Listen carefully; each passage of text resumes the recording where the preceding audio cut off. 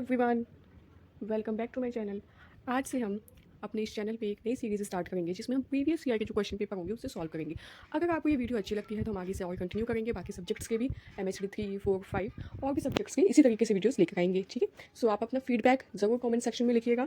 चलिए स्टार्ट करते हैं। ये आपका MHD 2 दिसंबर 2025 का सॉल्व क्वेश्चन पेपर है। इसमें आपको कोई 4 क्वेश्चन ही अटैम्प्ट करने होते हैं, पर यहाँ मैंने आपके सारे क्वेश्चंस के आंसर सॉल्व करके दिए हुए हैं। आपको जो भी सही लगता है आप अपने उस अकॉर्डिंग आपके क्वेश्चन की प्रिपरेशन हो जाएगी अच्छे से। तो पहला क्वेश्चन है, निम्नलिखित अवतरणों में से किन्हीं 3 की सप्रसंग व्याख्या कीजिए। जनता पर जादू चला राज्य के समाज का, लोक नारियों के लिए रानियां आदर्श हुई, धर्म का बढ़ावा रहा धोखे से भरा हुआ, लोहा बजा धर्म पर सभ्यता के नाम पर, खून की नदी बही आंख कान मूंद कर, जनता ने डुबकियां ली। ये आपको दी गई है। सप्रसंग व्याख्या करने के लिए आपको काव्य दिया गया है। अब हम इसकी व्याख्या करेंगे। तो सबसे पहले हम लिखेंगे इसमें प्रसंग में कि हम कवि का नाम और ये कौन सी कविता से लिया गया है। अगर काव्य है तो कविता का नाम, अगर गद्य है तो नाटक, उपन्यास, वटेवर जो भी है हम उसका नाम लिखते हैं। ठीक है, तो सबसे पहले हम यहाँ पे लिखेंगे कवि का नाम। ये प्रस्तुत पंक्तियाँ हिंदी के महान कवि सूर्यकांत त्रिपाठी निराला की कविता से ली गई है। इन पंक्तियों में कवि ने तत्कालीन सामाजिक एवं राजनीतिक व्यवस्था की विसंगतियों पर तीखा व्यंग्य किया है। कवि जनता की अंधानुकरण प्रवृत्ति तथा शासक वर्ग के छल कपट का चित्रण करता है। तो हमें इस काव्य में सूर्यकांत त्रिपाठी जी की काव्य में बताया गया है कि इस काव्य में सामाजिक और राजनीतिक व्यवस्था की कुरीतियाँ जो है, गलत चीज़ें जो है उस पर तीखा व्यंग्य किया गया है और शासक वर्ग के छल कपट के बारे में यहाँ पे चित्रण किया गया है। इसकी व्याख्या हम देखते हैं कि कवि कहता है कि राजा और उसके समाज का प्रभाव जनता पर इतना अधिक था कि लोग बिना सोचे समझे उसका अनुसरण करने लगे थे, मतलब उनकी नकल करने लगे थे। समाज की सामान्य स्त्रियों के लिए रानियां आदर्श बना दी गई और उन्हें उसी प्रकार जीवन जीने के लिए प्रेरित किया गया। धर्म के नाम पर लोगों को भ्रमित किया गया तथा शासकों ने अपने स्वार्थ की पूर्ति के लिए धर्म का सहारा लिया। सभ्यता, संस्कृति और धर्म के नाम पर अनेक अत्याचार किए गए, युद्ध, हिंसा और रक्तपात को भी धर्म और सभ्यता का संरक्षण बताकर उचित ठहराया गया। इसका परिणाम यह हुआ कि खून की नदियां बह गई। दुखद बात यह रही कि जनता ने इन सब बातों पर विचार नहीं किया। उसने अपनी आंखें और कान बंद कर लिए तथा बिना सत्य जाने इन झूठी मान्यताओं को स्वीकार कर लिया। कवि जनता की इसी अंधभक्ति और विवेकहीनता की यहाँ पे क्या कर रही हैं, आलोचना कर रहे हैं कि जनता किस तरीके से नकल करती रह गई है ना। रानी जो कर रही थी उसको नकल कर रहे थे। ठीक है, धर्म के नाम पे गलत काम कर रहे थे। तो इन सब की यहाँ पे सूर्यकांत त्रिपाठी निराला जी ने इसकी अंधभक्ति की आलोचना की है। अब हम लिखेंगे इसमें विशेष की सामाजिक एवं राजनीतिक शोषण का यहाँ पे यथार्थ, मतलब जैसा है वैसा ही चित्रण हुआ है। धर्म के नाम पर किए गए पाखंड पर यहाँ पे व्यंग्य किया गया है। जनता की अंधानुकरण प्रवृत्ति की आलोचना की गई है कि जनता कैसे एकदम सेम टू सेम नकल कर लेती है, तो यहाँ पे उसकी भी आलोचना की गई है। भाषा को सरल रखा गया है, प्रभावशाली रखा गया है, व्यंग्यात्मक रखा गया है। कविता में समाज सुधार की भी चेतना व्यक्त हुई है। अब दूसरा इसमें ये तुम की जगह तुंग है। तुंग हिमालय के कंधों पर छोटी बड़ी कई झीलें हैं। उनके श्यामल नील सलील में समतल देशों से आकर पावस की उमस से आकुल चित्त मधुर विस्मृत खोजते हंसों को तीरते देखा है, बादल को घेरते देखा है। ये जो प्रस्तुत पंक्तियां हैं ये हिंदी के प्रसिद्ध कवि नागार्जुन की सुप्रसिद्ध कविता बादल को घिरते देखा है से ली गई है। इस कविता में कवि ने हिमालय की जो प्राकृतिक सुंदरता है, झीलों की मनोहारी छटा तथा वर्षा ऋतु के आगमन का अत्यंत सजीव और चित्रात्मक वर्णन किया है। कवि अपने प्रत्यक्ष अनुभवों के आधार पर प्रकृति के विविध रूपों को प्रस्तुत करता है। व्याख्या, अब हम इसमें व्याख्या में देखेंगे कि कवि किसके बारे में बता रहे हैं, हिमालय के बारे में बता रहे हैं कि हिमालय कितना भव्य है, सुंदर है। प्राकृतिक सौंदर्य को यहाँ पे वर्णन कर रहा है कि हिमालय के जो ऊंचे ऊंचे पर्वतों के बीच में जो अनेक कई सारी झीलें हैं, छोटी बड़ी झीलें हैं, इन झीलों का जल गहरा नीला और स्वच्छ है, जो दूर से देखने पर बहुत ही ज़्यादा अत्यंत आकर्षक हमें प्रतीत होता है। पर्वतों की गोद में स्थित ये झीलें प्रकृति की अनुपम देन है, प्रकृति की बहुत ही सुंदर देन है। कवि आगे बताते हैं कि वर्षा ऋतु के समय मैदानी क्षेत्रों में बढ़ी हुई गर्मी और उमस से व्याकुल होकर हंसों के झुंड इन झीलों की ओर चले आते हैं। वे शीतल वातावरण और शांत जल में अपनी थकान मिटाने का प्रयास करते हैं। झीलों के निर्मल जल में तैरते हुए हंसों का दृश्य अत्यंत मनोहारी और रमणीय दिखाई देता है। ऐसा लगता है मानो प्रकृति स्वयं अपनी सुंदरता का प्रदर्शन कर रही है। कवि ने तिक्त मधुर विस्मृत खोजते कहकर यह संदेश दिया है, संकेत दिया है कि हंस अपने पुराने सुखद अनुभवों और स्मृतियों को पुनः प्राप्त करना चाहते हैं। वे झीलों के शांत वातावरण में आकर जीवन के मधुर क्षणों को याद करते हैं और मानसिक शांति प्राप्त करते हैं। हंसों का झीलों में तैरना प्रकृति और जीव जगत के मधुर संबंध का प्रतीक है। अंतिम पंक्ति में कवि कहता है कि उसने स्वयं हिमालय की चोटियों पर बादलों को घिरते हुए देखा है। वर्षा ऋतु में बादलों का पर्वतों से टकराना, उनके चारों ओर फैल जाना और वातावरण को शीतल और सुंदर बना देना एक अद्भुत दृश्य उत्पन्न करता है। यह दृश्य प्रकृति की विराटता, सौंदर्य और जीवनदायिनी शक्ति का परिचायक है। कवि इन प्राकृतिक दृश्यों से अत्यंत प्रभावित होकर उसका सजीव चित्रण यहाँ पे प्रस्तुत करता है। इन शॉर्ट आपको इसमें हिमालय के बारे में बताया गया है, हिमालय की विशेषताओं के बारे में बताया गया कि किस तरीके से सुंदर सुंदर यहाँ पे झीलें आपको देखने को मिलती है। प्राकृतिक सौंदर्यता को आपको इसमें बताया गया है, तो उसी से रिलेटेड आपको इसमें व्याख्या करनी है। तो इसमें विशेष में हम देखेंगे कि इसमें विशेष क्या है, तो हिमालय की प्राकृतिक सुंदरता का अत्यंत सजीव और चित्रात्मक वर्णन किया गया है। झीलों, हंसों और बादलों के माध्यम से प्रकृति का रमणीय रूप प्रस्तुत हुआ है। कविता में प्रकृति के प्रति कवि का गहरा प्रेम व्यक्त हुआ है। भाषा सरल, साहित्यिक तथा भावपूर्ण है। दृश्यात्मकता, चित्रात्मकता का सुंदर प्रयोग हुआ है। मानवीकरण एवं अनुप्रयास अलंकार की छटा दिखाई देती है। शांत एवं सौंदर्यमयी रसात्मक अनुभूति यहाँ पे उत्पन्न होती है। अब थर्ड है आपका एक पीली शाम पतझड़ का जरा अटका हुआ पत्ता, शांत मेरी भावनाओं में तुम्हारा मुख कमल, कृष्ण म्लान हरा सा कि मैं हूँ वह मौन दर्पण में तुम्हारी कहीं। अब इसमें देखिए प्रस्तुत पंक्तियाँ ली गई है कवि शमशेर बहादुर सिंह की कविता एक पीली शाम से ली गई है। इस कविता में कवि ने प्रेम, विरह और स्मृतियों की कोमल भावनाओं को व्यक्त किया है। कवि अपने प्रिय व्यक्ति की याद में डूबा हुआ है और प्रकृति के माध्यम से अपने मन की स्थिति को प्रकट करता है। ठीक है, तो यहाँ पे आपको किसके बारे में बताया गया है, एक पीली शाम कविता से ली गई है और कवि किसके प्रेम, दुख और अपनी कोमल भावनाओं को यहाँ पे जो उसकी याद की कोमल भावना है उसको व्यक्त करता है कि वो प्रिय व्यक्ति की याद में किस तरीके से डूबा हुआ है और प्रकृति के माध्यम से अपनी मन की जो भी व्यथा है, अपने मन की स्थिति को क्या कर रहा है, प्रकट कर रहा है। कवि एक ऐसी शाम का चित्र प्रस्तुत करता है जो पीली दिखाई दे रही है। यह पीला रंग उदासी, विरह मतलब दुख और अकेलेपन का प्रतीक है। कवि को ऐसा लगता है जैसे पतझड़ के मौसम का एक सूखा पत्ता कहीं अटका हुआ हो और हिल ना रहा हो। यह दृश्य उसके मन की स्थिर और उदास अवस्था को दर्शाता है। कवि का मन पूरी तरह शांत है, लेकिन इस शांति में गहरी उदासी छिपी हुई है। उसकी भावनाओं में प्रिय का सुंदर चेहरा कमल के फूल की तरह दिखाई देता है। प्रिय का चेहरा पहले की तुलना में कमजोर, मुरझाया और फीका सा लगता है। इससे पता चलता है कि कवि अपनी प्रिय की स्थिति को लेकर चिंतित है और उसकी यादों में खोया हुआ है। आगे कवि स्वयं से प्रश्न करता है कि क्या वह प्रिय के मन के किसी कोने में अब भी मौजूद है। वह सोचता है कि क्या प्रिय के मौन हृदय रूपी दर्पण में उसकी छवि अभी भी दिखाई देती है। यह प्रश्न कवि की प्रेम भावना, चिंता और असुरक्षा को व्यक्त करता है। इन पंक्तियों में कवि ने बहुत ही कम शब्दों में गहरे भाव व्यक्त किए हैं। पीली शाम, पतझड़ का पत्ता और मौन दर्पण जैसे प्रतीकों के माध्यम से प्रेम, वियोग की भावना को सुंदर ढंग से प्रस्तुत किया गया है कि कवि की संवेदनशीलता और प्रेम की गहराई इन पंक्तियों में स्पष्ट दिखाई देती है। यहाँ पे इन्होंने कैसे प्रकृति के माध्यम से अपने मन की व्यथा, अपने मन के प्रेम, वियोग को यहाँ पे बहुत ही अच्छे तरीके से, संवेदनशीलता को भी बहुत अच्छे तरीके से यहाँ पे प्रस्तुत किया गया है। विशेष में हम देखेंगे कविता में प्रेम और विरह की भावना व्यक्त हुई है। प्रकृति के माध्यम से मन की स्थिति का चित्रण किया गया है। पीली शाम और पतझड़ का पत्ता उदासी के प्रतीक है। यहाँ पे भाषा सरल, भावपूर्ण और काव्यात्मकता है, काव्यात्मक है। प्रतीकात्मक शैली का सुंदर प्रयोग हुआ है। कवि की संवेदनशीलता और भावुकता स्पष्ट दिखाई देती है। कविता में शांत और करुण भाव की अभिव्यक्ति हुई है। अब देखिए इसमें फोर्थ है। आई होप आप समझ पा रहे होंगे कि किस तरीके से यहाँ पे आपको काव्य दी गई है। बस आपको मैंने आपको एक लैंग्वेज में दे दिया है कि इस तरीके से आपको आंसर फॉर्म करना है। बट देखिए इन पंक्तियों ने कवि ने बहुत ही कम शब्दों में अपने गहरे भावों को क्या किया है, व्यक्त किया है। पीली शाम, पतझड़ का पत्ता और मौन दर्पण जैसे प्रतीकों के माध्यम से प्रेम, वियोग की भावना को सुंदर ढंग से प्रस्तुत किया है। कवि ने संवेदनशीलता, प्रेम की गहराई को भी इन पंक्तियों में स्पष्ट दिखाई देता है। आई होप आपको समझ में आ रहा होगा कि आपको खाली इस चीज़ों को समझना है कि किस काव्य में वो कहना क्या चाह रहा था और फिर आप उसे अपनी लैंग्वेज में फॉर्म कर देना। ठीक है, तो आपके लिए भी सिंपल हो जाएगा।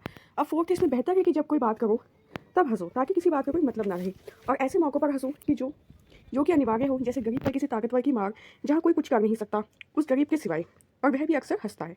देखिए यह प्रसिद्ध हिंदी कवि रघुवीर सहाय की कविता से ली गई है। इन पंक्तियों में कवि ने समाज में फैली असामान्यता, अन्याय और शोषण पर व्यंग्य किया है। कवि यह दिखाना चाहता है कि लोग गंभीर समस्याओं को भी हंसी में टाल देते हैं और अन्याय के विरुद्ध आवाज़ नहीं उठाते हैं। कवि व्याख्या देखिए, कवि व्यंग्यपूर्ण ढंग से कहता है कि व्यंग्यपूर्ण मतलब ताने के वे में, जैसे हम एक दूसरे को ताने देते हैं, कि जब भी कोई बात करो तो हंसते हुए करो, ताकि उस बात का वास्तविक अर्थ और गंभीरता ही समाप्त हो जाए। आज के समाज में लोग कई महत्वपूर्ण विषय को भी मजाक में बदल देते हैं। वे समस्याओं को, जैसे कि मजाक में हम किसी की बेइज्जती कर देते हैं, कोई यहाँ पे बोला गया है, वे समस्याओं को समझने, उनका समाधान खोजने के बजाय उन पर हंसकर आगे बढ़ जाते हैं। कभी आगे कहता है कि लोग ऐसे अवसरों पर भी हंसते हैं जब वास्तव में दुखी होना चाहिए।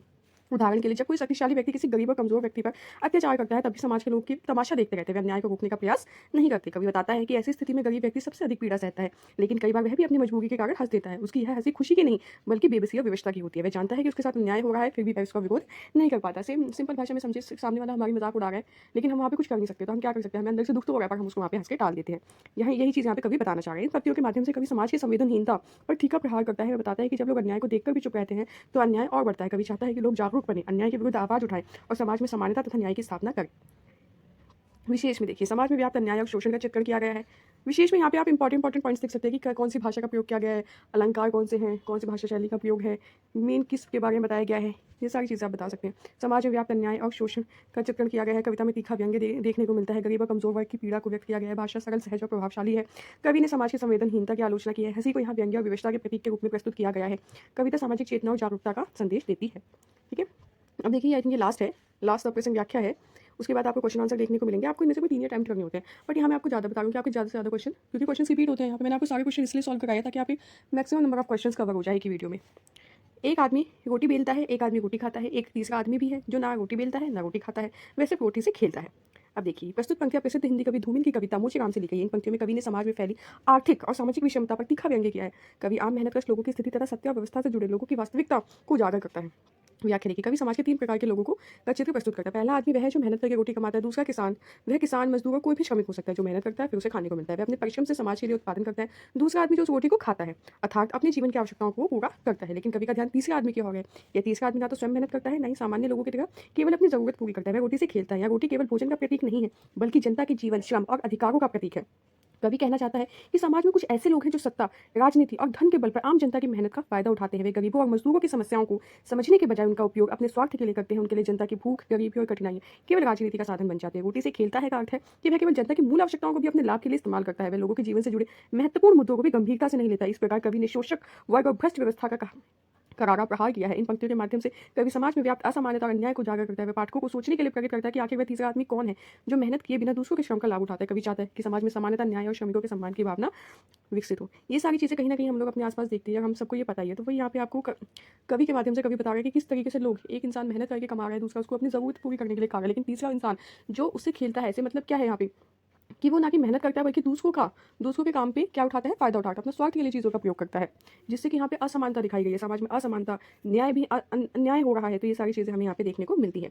कविता में सामाजिक और आर्थिक विषमता का चित्रण किया गया है। ये विशेष में हम देखेंगे शोषक वर्ग और भ्रष्ट व्यवस्था पर तीखा व्यंग्य किया गया है। रोटी को प्रतीक के रूप में प्रयोग किया गया है।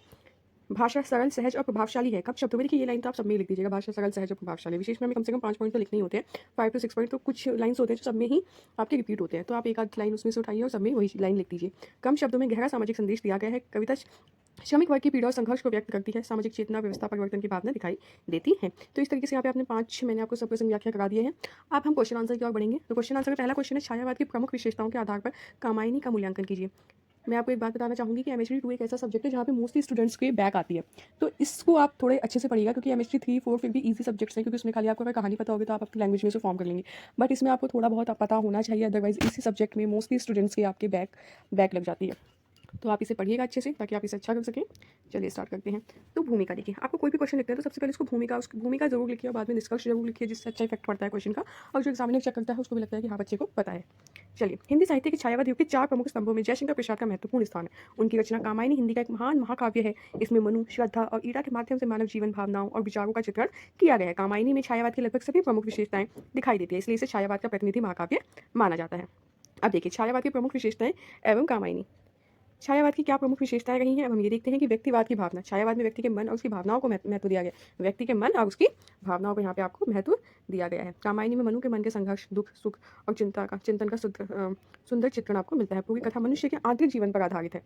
प्रकृति चित्रण, छायावादी कवियों ने प्रकृति का विशेष महत्व दिया है। कामायनी में पर्वत, नदी, वर्षा, आकाश और प्राकृतिक दृश्यों का अत्यंत सुंदर वर्णन आपको देखने को मिलता है। प्रकृति यहाँ केवल सजावट नहीं बल्कि भावों के अभिव्यक्ति का भी यहाँ पे माध्यम है। कल्पना की प्रधानता, छायावाद में कल्पना का विशेष महत्व है। कामायनी की कथा प्रलय और मनु की पौराणिक कहानी पर आधारित है, लेकिन कवि ने अपनी कल्पना से इसे नया रूप दिया है।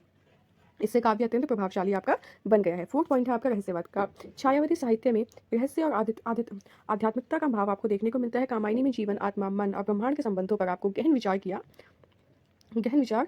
गया है। ये रचना केवल कहानी नहीं केवल बल्कि दार्शनिक चिंतन भी है। 5th पॉइंट है आपके यहाँ पे सौंदर्य बोध। छायावाद का एक महत्वपूर्ण गुण सौंदर्य की अनुभूति है। श्रद्धा का चरित्र, प्रेम, करुणा और सौंदर्य का प्रतीक है। कवि ने मानव जीवन और प्रकृति दोनों के सौंदर्य को यहाँ पे चित्रण किया गया है। प्रतीकात्मकता, देखिए आप यहाँ पे पॉइंट्स भी पढ़ लेंगे ना, तो अभी आप थोड़े एक आध लाइन इसमें बस समझ लीजिए कि उसमें क्या है, बाकी आप अपनी लैंग्वेज में फॉर्म कर सकते हैं इसे। ठीक है, इसलिए मैंने आपको यहाँ पे पॉइंट्स में देना ज़्यादा बेहतर समझा ताकि आपके लिए भी ईजी रहे। कामायनी में मनु, श्रद्धा, ईड़ा प्रतीकात्मक पात्र है। मनु मन का, श्रद्धा हृदय का और ईड़ा बुद्धि का प्रतीक है। इन प्रतीकों के माध्यम से कवि ने जीवन का गहरा संदेश दिया है। 7th पॉइंट है आपका मानवतावाद। कवि ने मानव जीवन को सर्वोच्च महत्व दिया है। कामायनी का मुख्य उद्देश्य मनुष्य को संतुलित और सुखी जीवन का मार्ग दिखाना है। अब आपका इसमें लास्ट में हम देखेंगे निष्कर्ष। कामायनी में छायावाद की सभी प्रमुख विशेषताएं व्यक्तिवाद, प्रकृति प्रेम, कल्पना, रहस्यवाद, सौंदर्य बोध और मानवतावाद स्पष्ट रूप से दिखाई देती है। इसे कामायनी के छायावाद का सर्वश्रेष्ठ प्रतिनिधि महाकाव्य माना जाता है। नेक्स्ट क्वेश्चन है इसमें आपका, राम की शक्ति पूजा के ऐतिहासिक संदर्भ पर प्रकाश डालते हुए इस कविता के संवेदनात्मक उद्देश्य को स्पष्ट कीजिए। भूमिका हम देखेंगे सूर्यकांत त्रिपाठी निराला द्वारा रचित राम की शक्ति पूजा हिंदी साहित्य की सब प्रसिद्ध लंबी कविता है। इसमें राम और रावण के युद्ध का प्रसंग लिया गया है। यह कविता केवल धार्मिक कथा नहीं है बल्कि संघर्ष, शक्ति और आत्मविश्वास का संदेश देने वाली रचना है। इसमें हम देखेंगे पहला पॉइंट है इसमें ऐतिहासिक संदर्भ। जब यह कविता लिखी गई उस समय भारत अंग्रेजी शासन के अधीन था। देश में स्वतंत्रता आंदोलन चल रहा था। जनता कठिनाइयाँ और निराशा का सामना कर रही थी। ऐसे समय में निराला ने राम के संघर्ष को प्रस्तुत करके लोगों में साहस और आत्मबल जगाने का प्रयास किया। यहाँ पे देखिए, यहाँ पे क्या बताया गया है मेनली कि जब देश में देश में अंग्रेज़ों का शासन था, तो उस टाइम पे लोगों को मोटिवेट करने के लिए इन्होंने अपनी कविता के माध्यम से हमें राम जी का उदाहरण दिया है, ठीक है, जिससे लोगों में क्या है, साहस आए और आत्मबल जगाने का प्रयास किया है। कविता का संवेदात्मक उद्देश्य क्या है? संघर्ष का महत्व। कविता बताती है कि जीवन में सफलता बिना संघर्ष के नहीं मिलती। राम जैसे महान नायक को भी विजय प्राप्त करने के लिए कठिन परिश्रम करना पड़ा। शक्ति की आवश्यकता। राम को विजय प्राप्त करने के लिए जैसे शक्ति की आराधना करनी पड़ती है, इससे संदेश मिलता है कि किसी भी बड़े कार्य के लिए आत्मशक्ति और दृढ़ संकल्प लेना हमारा क्या होता है, बहुत ही ज़्यादा महत्वपूर्ण होता है। निराशा से आशा की ओर। राम युद्ध में कठिन परिस्थितियों का सामना करते हैं, लेकिन वे हार नहीं मानते। यह हमें यह सिखाता है कि कठिन समय में भी हमें आशा नहीं छोड़नी चाहिए। राष्ट्रीय जागरण। कविता अप्रत्यक्ष रूप से भारतीय जनता को स्वतंत्रता संघर्ष के लिए प्रेरित करती है। राम का संघर्ष देशवासियों के संघर्ष का प्रतीक बन जाता है। मानवीय भावनाओं का चित्रण। निराला ने राम को एक साधारण मनुष्य की तरह प्रस्तुत किया है, जो चिंता, दुख और असफलता का अनुभव करता है। इससे पाठक राम के और अधिक निकट महसूस करते हैं। निष्कर्ष। राम की शक्ति पूजा, संघर्ष, साहस, आत्मविश्वास और शक्ति का संदेश देने वाली कविता है। इसका उद्देश्य केवल धार्मिक कथा कहना नहीं, बल्कि मनुष्य और राष्ट्र दोनों में नई ऊर्जा का संचार करना है। इसलिए यह कविता आज भी प्रेरणादायक मानी जाती है। चलिए अब हम 4th क्वेश्चन देखेंगे। अज्ञे द्वारा रचित कविता असाध्य वीणा की मूल संवेदना को स्पष्ट कीजिए। अज्ञे आधुनिक हिंदी साहित्य के प्रमुख कवि हैं। उनकी प्रसिद्ध कविता असाध्य वीणा नई कविता की महत्वपूर्ण रचना है। यह कविता कला, साधना, समर्पण और आत्मानुभूति का संदेश देती है। कविता की मूल संवेदना क्या है? साधना का महत्व। कविता का मुख्य संदेश है कि किसी महान उपलब्धि को प्राप्त करने के लिए निरंतर साधना और समर्पण आवश्यक है। बिना मेहनत के सफलता संभव नहीं है। अहंकार का त्याग। ये तो सबको पता है कि बिना मेहनत के हम सफलता पाना ही मुश्किल है। मुश्किल क्या, पॉसिबल ही नहीं है। जैसे कि अगर आप बिना पढ़े एग्जाम देने जाएंगे और आप सोचेंगे कि आप अच्छे स्कोर कर लें, तो ये भी पॉसिबल नहीं है ना। उसके लिए थोड़ा बहुत तो पढ़ना ही पड़ेगा आपको अच्छा स्कोर करने के लिए। सिमिलरली कि मेहनत के बिना आपकी सफलता संभव नहीं है। अहंकार का त्याग। कई लोग वीणा बजाने का प्रयास करते हैं लेकिन असफल रहते हैं। इसका कारण उनका अहंकार है। केवल प्रेमवंत ही सफल होता है, क्योंकि वह विनम्र और समर्पित है। कला की शक्ति। कविता बताती है कि सच्ची कला केवल तकनीक से नहीं, बल्कि आत्मा की गहराई से उत्पन्न होती है। कलाकार को अपनी पूरी चेतना कला में समर्पित करनी पड़ती है। यहाँ पे कॉन्शियसनेस की बात की गई है कि उनको पूरी चेतना जो है आपकी कला में ही समर्पित करनी पड़ती है। अपना पूरा ध्यान कहाँ पे लगाना पड़ता है? कला की तरफ, तभी वो उसमें निपुण हो सकते हैं। आत्मविसर्जन। प्रेमवंत वीणा बजाते समय स्वयं को भूल जाता है। वह अपने अहंकार को त्याग कर कला में पूरी तरह डूब जाता है। यही उसकी सफलता का कारण बनता है। जब हम किसी चीज़ को पाना चाहते हैं तो हमें उसमें पूरी तरीके से उसको अपनाना पड़ता है। उस सारा ध्यान अपना उसी में लगाना पड़ता है, तभी हम अपनी पसंदीदा चीज़ है, जो भी हम करियर बनाना चाहते हैं, कोई भी चीज़ हम पाना चाहते हैं, वो हमें तभी प्राप्त होती है। आध्यात्मिक अनुभव। वीणा को मधुर संगीत केवल मनोरंजन नहीं करता, बल्कि लोगों को एक आध्यात्मिक अनुभूति भी प्रदान करता है। इससे जीवन के गहरे सत्य का अनुभव होता है। मानव जीवन का संदेश। कविता का संदेश केवल संगीत तक सीमित नहीं है, यह जीवन के हर क्षेत्र में लागू होता है। ये सफलता के लिए धैर्य, साधना और समर्पण आवश्यक है। धैर्य, साधना और समर्पण यहाँ पे आवश्यक है। मानव जीवन का संदेश। नेक्स्ट यहाँ पे निष्कर्ष है कि असाध्य वीणा की मूल संवेदना यह है कि सच्ची सफलता और सृजन तभी संभव है जब व्यक्ति अहंकार छोड़कर पूरी समर्पण और साधना के साथ ही कार्य करे। मतलब कि अहंकार को छोड़कर पूरी समर्पण के साथ में काम करे। यह कविता कला, जीवन और आध्यात्मिकता का सुंदर समन्वय प्रस्तुत करती है तथा पाठकों को आत्मविकास की प्रेरणा देती है। 5th क्वेश्चन है, परिवर्तन कविता को समालोचकों ने एक भव्य महाकाव्य कहा है। आप इस कथन से कहां तक सहमत है? 100 उदाहरण उत्तर दीजिए। हिंदी साहित्य के महान कवि सुमित्रानंदन पंत की कविता परिवर्तन छायावाद युग की महत्वपूर्ण रचना है। इस कविता में कवि ने संसार के परिवर्तनशील स्वरूप का सुंदर चित्रण किया है। समालोचकों ने इसे भव्य महाकाव्य कहा है क्योंकि इसमें जीवन, प्रकृति और संसार की व्यापक व्याख्या आपको देखने को मिलती है। यद्यपि यह आकार में महाकाव्य नहीं है, फिर भी अपने विशाल विषय और गहन विचारों के कारण महाकाव्य जैसी गरिमा रखती है। परिवर्तन कविता की विशेषताएं। परिवर्तन का सार्वभौमिक सिद्धांत। कविता बताता है कि संसार में कुछ भी स्थायी नहीं है। प्रकृति, मानव जीवन और समाज निरंतर बदलते रहते हैं। यही परिवर्तन सृष्टि का नियम है। हम सबको पता है कि परिवर्तन तो सृष्टि का ही नियम है। चीज़ें हर दूसरे दिन चीज़ें बदलती रहती है। प्रकृति में भी मानव जीवन में, समाज में हमेशा हमें निरंतर बदलाव देखने को मिलते हैं। प्रकृति का विराट चित्रण। कविता में पर्वत, नदी, समुद्र, आकाश और ऋतुओं का सुंदर वर्णन देखने को हमें मिलता है। यह महाकाव्य जैसी व्यापकता का अनुभव आपको कराता है। दार्शनिक दृष्टि। कवि जीवन और जगत के गहरे सत्य को समझाने का प्रयास करता है। जन्म, विकास और विनाश की प्रक्रिया को दार्शनिक रूप से प्रस्तुत किया गया है। मानव जीवन का चित्रण। कविता केवल प्रकृति तक सीमित नहीं है, इसमें मनुष्य के सुख दुख, संघर्ष और विकास का भी चित्रण किया गया है। भाषा और शैली की भव्यता। कविता की भाषा अत्यंत प्रभावशाली, काव्यमय और गंभीर है। शब्दों का चयन इसे विशेष गरिमा प्रदान करता है। मैं इस कथन से क्यों सहमत हूँ? यहाँ पे आपसे क्वेश्चन पूछा था ना कि अगर आप इस कथन से सहमत है तो बताइए।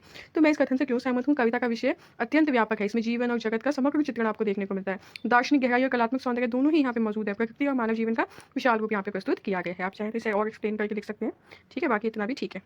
निष्कर्ष। इस प्रकार परिवर्तन आकार की दृष्टि से महाकाव्य नहीं है, लेकिन उसके विषय भावों की विशालता और दार्शनिक दृष्टि के कारण उसे भव्य महाकाव्य कहना उचित है। इसलिए मैं इस कथन से काफी हद तक सहमत हूँ। 6th क्वेश्चन है इसमें, मुक्तिबोध की कविताएं अपने युग की बड़ी बुराइयों पर तीखा प्रहार करती हैं। सतर्क उत्तर दीजिए। गजानन माधव मुक्तिबोध आधुनिक हिंदी कविता के प्रमुख कवि हैं। यहाँ हम भूमिका लिखेंगे पहले। उनकी कविताएं समाज की सच्चाइयों को उजागर करती हैं। उन्होंने भ्रष्टाचार, शोषण, अन्याय और सामाजिक असमानता के विरुद्ध अपनी लेखनी का उपयोग किया। उनकी कविताएं केवल भावनात्मक नहीं बल्कि सामाजिक चेतना से भरपूर है। मुक्तिबोध की कविताओं में युगीन बुराइयां। मुक्तिबोध की कविताओं में क्या क्या बुराइयां हैं ये हम देखेंगे। भ्रष्ट व्यवस्था का विरोध। मुक्ति बोध ने समाज और राजनीति में फैले भ्रष्टाचार की तीखी आलोचना की है। वे उन लोगों पर प्रहार करते हैं जो सत्ता का दुरुपयोग करते हैं। शोषण के विरुद्ध आवाज। उनकी कविताओं में गरीब और मजदूर वर्ग की पीड़ा दिखाई देती है। वे शोषक वर्ग के खिलाफ खड़े होते हैं, शोषण के विरुद्ध आवाज उठाते हैं। सामाजिक असमानता। कवि अमीर और गरीब के बीच बढ़ती खाई को समाज की बड़ी समस्या मानते हैं। उनकी कविताएं समानता की मांग करती है। फोर्थ पॉइंट, स्वार्थी मानसिकता की आलोचना। मुक्ति बोध ने ऐसे लोगों की आलोचना की जो केवल अपने लाभ के बारे में सोचते हैं और समाज के प्रति कोई जिम्मेदारी नहीं निभाते। बौद्धिक ईमानदारी। कवि मानते हैं कि बुद्धिजीवियों को सच बोलना चाहिए। उन्होंने झूठे आदर्शों और दिखावे का विरोध किया है। उनकी कविताओं की विशेषताएं हैं यथार्थवादी दृष्टिकोण, सामाजिक चेतना, क्रांतिकारी विचार, आम जनता के प्रति सहानुभूति। अब हम निष्कर्ष रूप में देखेंगे कि मुक्ति बोध की कविताएं वास्तव में अपने समय की बुराइयों पर तीखा प्रहार करती है। वे समाज को जागरूक बनाती है और अन्याय के विरुद्ध संघर्ष की प्रेरणा देती है। इसलिए यह कथन पूर्ण उचित है। रघुवीर सहाय मूलतः स्वाधीन चेतना के कवि हैं। 100 उदाहरण स्पष्ट कीजिए। 7वें क्वेश्चन पे आ गए अब हम। भूमिका। रघुवीर सहाय आधुनिक हिंदी कविता के महत्वपूर्ण कवि हैं। उनकी कविताओं में स्वतंत्र विचार, लोकतांत्रिक चेतना और सामाजिक जागरूकता दिखाई देती है। वे व्यक्ति की स्वतंत्रता और अधिकारों के समर्थक है, इसलिए उन्हें स्वाधीन चेतना का कवि भी कहा जाता है। स्वाधीन चेतना के यहाँ पे हम रूप देखेंगे कि अन्याय का विरोध। रघुवीर सहाय ने सत्ता और व्यवस्था की गलत नीतियों का विरोध किया है। वे आम आदमी के अधिकारों की रक्षा के पक्षधर में थे। स्वतंत्र सोच का वहाँ पे उन्होंने समर्थन किया। उनकी कविताओं में व्यक्ति को स्वयं सोचने और निर्णय लेने की प्रेरणा देती है। लोकतांत्रिक मूल्यों का यहाँ उन्होंने समर्थन किया है कि समानता, स्वतंत्रता और न्याय को उन्होंने महत्वपूर्ण माना है। उन्होंने कहा है कि कविताओं के माध्यम से उन्होंने लोकतंत्र की रक्षा की भावना दिखाई देती है। आम आदमी की चिंता, वे समाज के कमजोर और उपेक्षित वर्ग के प्रति संवेदनशील है। उनकी कविता जनता की आवाज बनती है। व्यंग्य का प्रयोग। कवि ने सामाजिक और राजनीतिक विसंगतियों पर तीखा व्यंग्य किया है। यह उनकी स्वतंत्र चेतना का प्रमाण है। उदाहरण के रूप में हम देखेंगे हंसो हंसो जल्दी हंसो जैसी कविताओं में कवि समाज की विडंबनाओं को उजागर करते हैं और लोगों को जागरूक बनने का संदेश देते हैं। निष्कर्ष तौर पर हम देखेंगे कि रघुवीर सहाय की कविता में स्वतंत्र विचार, सामाजिक चेतना और अन्याय के विरुद्ध संघर्ष की भावना स्पष्ट दिखाई देती है, इसलिए उन्हें स्वाधीन चेतना को कवि कहना बिल्कुल उचित है। धूमिल की कविताएं स्वतंत्र उत्तर भारत में घटित प्रहसन की पटकथा है। आप इस कथन से कहाँ तक सहमत है? तर्कपूर्ण हमें उत्तर देना है। हम 8 क्वेश्चन पे पहुंच गए हैं। इसका आंसर है धूमिल हिंदी साहित्य के ऐसे कवि है जिन्होंने स्वतंत्रता के बाद के भारत समाज की सच्चाइयों को बेबाकी से प्रस्तुत किया। उनकी कविताओं में राजनीतिक भ्रष्टाचार, सामाजिक असमानता और आम जनता की समस्याओं का हमें चित्रण देखने को मिलता है। कथन की सार्थकता। स्वतंत्रता के बाद की निराशा। देश को स्वतंत्रता मिलने के बाद लोगों ने विकास और समानता की उम्मीद की थी, लेकिन उनकी समस्याएं बनी गई। धूमिल ने इसी निराशा को व्यक्त किया है। राजनीति की आलोचना। उनकी कविताएं नेताओं के खोखले वादों और सत्ता की स्वार्थपूर्ण राजनीति पर प्रहार करती है कि किस तरह नेता लोग वादे तो कर लेते हैं लेकिन उसे पूरा नहीं करते। आम आदमी की पीड़ा। धूमिल की कविता का केंद्र आम आदमी है। वे उसकी गरीबी, बेरोजगारी और संघर्ष को सामने लाते हैं कि आम आदमी बेरोजगारी में रहता है, गरीबी में रहता है और कैसे सत्ता वर्ग के लोग कहते हैं कि हम ये करेंगे वो करेंगे लेकिन करते कुछ नहीं है। व्यवस्था पर प्रश्न। उनका भी बार बार प्रश्न पूछते हैं कि लोकतंत्र का लाभ वास्तव में किसे मिला। यह प्रश्न उनकी कविता को प्रासंगिक बनाता है। तीखी भाषा। धूमिल ने सरल, सीधी और व्यंग्यपूर्ण भाषा का प्रयोग किया है जिससे उनकी बात अधिक प्रभावशाली बनती है। हम निष्कर्ष देखते हैं कि धूमिल की कविताएं स्वतंत्र उत्तर भारत की विसंगतियों और विफलताओं का यथार्थ चित्र प्रस्तुत करती हैं, इसलिए उन्हें स्वतंत्र भारत में घटित प्रहसन की पटकथा कहना काफी हद तक उचित प्रतीत होता है। अब लास्ट क्वेश्चन है जिंदगी का अभाव और संघर्ष की नागार्जुन के काव्य संसार की जलवायु है और विशिष्ट उनकी कविताओं का केंद्रीय स्वर। इस कथन के आलोक में नागार्जुन के काव्य स्वर पर विचार कीजिए। भूमिका देखिए। नागार्जुन हिंदी साहित्य के जन कवि के रूप में प्रसिद्ध है। उन्होंने आम जनता, किसानों, मजदूरों और गरीबों के जीवन को अपनी कविताओं का विषय बनाया। उनकी कविताओं में संघर्ष, अभाव और सामाजिक यथार्थ का सशक्त चित्रण मिलता है। नागार्जुन के काव्य स्वर की क्या विशेषता है ये चलिए हम देखते हैं। जन जीवन का चेतन। नागार्जुन ने आम लोगों के जीवन की समस्याओं को अपनी कविता का केंद्र बनाया। उनकी कविताएं जो है जनता की आवाज है। अभाव और गरीबी। उनकी रचनाओं में गरीबी, भूख और आर्थिक कठिनाइयों को यथार्थ चित्रण मिलता है। वे इन समस्याओं को बहुत ही निकट से जानते थे। संघर्ष की भावना। कवि केवल दुख का चित्र नहीं करते बल्कि संघर्ष और परिवर्तन की भी प्रेरणा देते हैं। शोषण का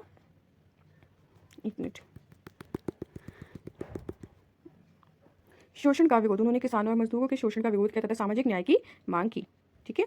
थर्ड पॉइंट था संघर्ष की भावना। फोर्थ है शोषण का विरोध। फिफ्थ है सरल भाषा। नागार्जुन की भाषा सरल, सहज और लोक जीवन से जुड़ी हुई है। इसी कारण उनकी कविताएं आम पाठकों तक आसानी से पहुंचती है। सिंपल सी बात है, अगर हम अपनी भाषा सरल नहीं रखेंगे तो सामने वाले को मतलब हम जो भी चीज़ बोल रहे हैं वो सामने वाले को समझ में भी तो आनी चाहिए, तभी उस चीज़ का कोई मतलब रह जाता है। तो मोस्टली सारे जो लोग रहते हैं जो लिखते हैं आपके, वो ऐसी भाषा का उपयोग करते हैं कि जो आम पाठकों तक आसानी से समझ सकें, जब उनकी बात को अच्छे से समझ सके, इसलिए वो लोग सरल भाषा का प्रयोग करते हैं। हमारे जितने भी लेखक वगैरह हुए हैं उन्होंने सरल भाषा का प्रयोग किया है ज़्यादातर।